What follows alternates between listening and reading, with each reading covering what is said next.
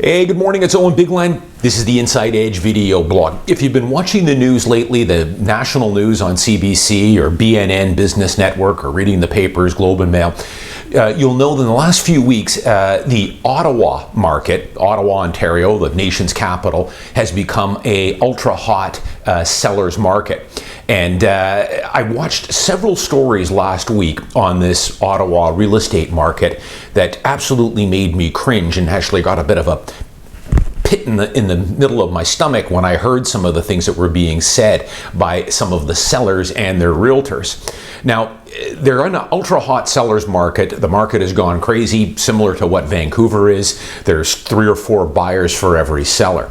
And I watched several of these stories interviewing some homeowners, some sellers, who were over the moon at selling their house with 0 days on market or 1 day on market. They interviewed a couple of these guys who were ecstatic. They had sold the house. They were surprised that it sold so quickly. They got $20,000, $30,000 over asking on a $700,000 detached home, and just couldn't believe their luck. They also interviewed some realtors working on the buying side, representing buyers, saying that, you know, you have to keep an eye on this market hour by hour, because if you miss it by a day, a new listing, you call the next morning and it's already been sold, or they've already got an accepted offer on the property. And this just makes me absolutely cringe. Now, I guess, you know, Ottawa, it's been a decade or more since they've gotten into a market like this, a hot market, a hot seller's market, where prices are on the up and you're getting into multiple offers. So they're not used to this type of business, this type of market that is pretty much second nature here on the West Coast. But I've blogged about this many times before. Being a listing realtor, a marketing expert, most people know 80% of my business is on the listing and selling side. That's what I've based my entire business on. There's an old saying in real estate, you list to last. And as soon as I got my real estate license, I structured my entire business around getting listings and becoming an expert in selling and marketing homes. That's what I do. I do work with buyers. Although buyers that call me that are looking to buy a condo, oftentimes I have to tell them I've got to put you in a queue. I'm only available to work with 1 or 2 buyers at a time at most, because most of my priority goes to my listing clients, my selling clients. But I will work with buyers. I just might not be able to get to you right away. My priority is listing and selling. But I blogged about this before, how you never, ever want to sell your home with less than 6 or 7 days on market. If you do, and I see it all the time in the Lower Mainland here too, in the Vancouver market, I've blogged about it many times before, people selling their homes with 0, 1, or 2 days on market. I can guarantee to you that you have left tens of thousands of dollars and possibly hundreds of thousands of dollars on the table with your final selling price, just like these people have done in Ottawa here, unbeknownst to them. The seller has no idea. He's over the moon. He got me $30,000 over asking, and I sold it in 5 hours. I'm great. Little do they know that if they would have marketed that property or that home properly, in other words, what I've talked about before in earlier blogs, you list it on a Monday, you do what's called holdbacks, which means you're going to expose the property to as many buyers, potential buyers, as possible, and then look at offers the following week. You want to expose the property and get people through it. When this realtor said, you got to keep an eye on the listings every hour by the hour, because if you're a day late on it, it's already sold, it's crazy. Here you are, you're selling the property to someone and you haven't let anyone even look at it or see it yet. And that's where the magic happens as a seller. Now listen, if you're on the buying side and you see a listing that hits at 12 noon on a Monday and you're able to put an offer in that afternoon, the realtor will actually take offers or look at offers, and the seller will address them, either accept it or counter it. You are doing fantastic. Go for it. It is a buyer's dream when you can get that in a seller's market like we have. The seller has to be crazy to do that, but it's happening. And nothing, it's just crazy. Nothing bothers me more as a listing realtor to see someone doing that and leaving tens of thousands of dollars on the table unbeknownst to them. They don't even realize sometimes the mistakes they're making with this.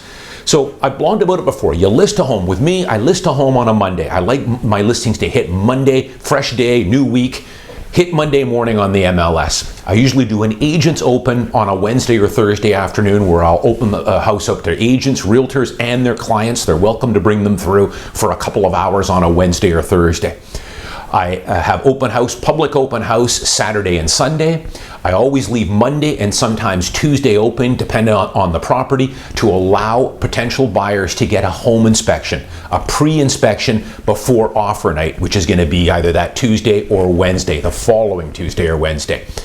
That's where the magic happens as a seller. If you're not doing that, if your realtor isn't doing that, you are making a horrible mistake. You need to get another realtor. You need to hire a pro, a listing and marketing pro. Now, below this post here, I will post a few recent articles. I've had many over the years, as people know, that have been written up in the Vancouver Sun home section. The Globe and Mail is always profiling my sales. So I'll give you a couple of recent ones that have just happened in the last month. 3 weeks ago, the Globe and Mail did an article on a record-setting price I had in New Westminster. This was I think this one's going to stand for some time. This was a record-setting price per square foot for an older condo in downtown New Westminster. Last week, the Globe and Mail did another profile on a two-story townhouse or condo that I had in Kitsilano that, again, I set another record-setting price. I'll post the links to the Globe and Mail and you can have a look at these. Now, I'm not going to take credit for all of it. The Kitsilano one, we listed it at just under $900,000. It sold close to 1.1. I ended up with 10 offers on the property. Half the offers I got were subject-free, no subjects, cash offers. It set an all-time benchmark price for an older, this was a 40-year-old wood frame complex in Kitsilano. Fantastic unit, needed a full reno, but as I say, just sold for just under, it was actually $1,070,000. Now, I'm not going to take all the credit for it. Sometimes, as a listing realtor, you get a little bit of luck. It's timing. It's in the right place at the right time. However, your realtor needs to put you in a position to be in the right place and the right time and get that magical buyer that's throwing out offers of $100,000 or $150,000 or $200,000 over asking price. You know, it really is right now in this strong seller's market. There's a lot of fear of missing out there. There are some crazy offers out there. These prices that I'm getting on a lot of my listings are surpassing even my highest expectations. But hey, it's great. My clients love it. And again, I'm representing the seller here. I'm the listing realtor. I have a fiduciary duty. We're on the same team to do everything I can to create maximum selling price. But I tell you, it ticks me off to no end when I read stories like what's going on in this Ottawa market about taking offers with 0 and 1 day on market. Now, I know they're pretty cold to this type of market in Ottawa. I hope they warm up to it and the realtors realize how you want to handle these. You want to list this, market it for at least a week, offer pre-inspections on offer night so that you can create multiple offers and subject-free offers. That's how it's done. So I'll post a little link here. I'm going to promote myself a little bit on here. I don't do it that much, but I'll show you how it's done right with a couple of recent sales I've had in Kitsilano and New Westminster that will back up how you want to handle a listing in a hot market like this and the prices you can achieve. We're talking, on the Kits one, well over asking price on both, new record-setting prices. And again, if you're on the buying side, you're working with a realtor, and when I'm working with a buyer, if I see a good listing and I can put an offer in on day one or the next day, that's fantastic. We're doing high fives because now we don't have to compete with any other buyers for it. And it amazes me how many sellers will look at offers after 0 or 1 or 2 days on market. The other thing too, I always, when I list now, we're doing what's called holdbacks. So I'm putting it into the Schedule A, right into the contract. You have to do that now. It has to be approved by the seller, where it says that any offers, if any, to be received by August 28th, 2017 at 5 p.m.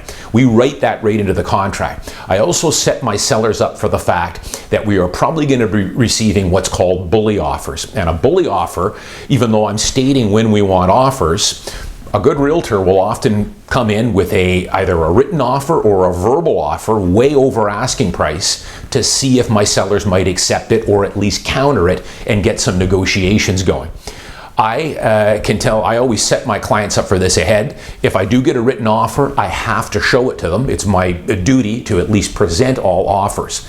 However, I will usually tell that realtor that I've got it in the Schedule A, offer night isn't until next Tuesday, and chances are I will present it or show it to my seller, but we're not going to do anything with it.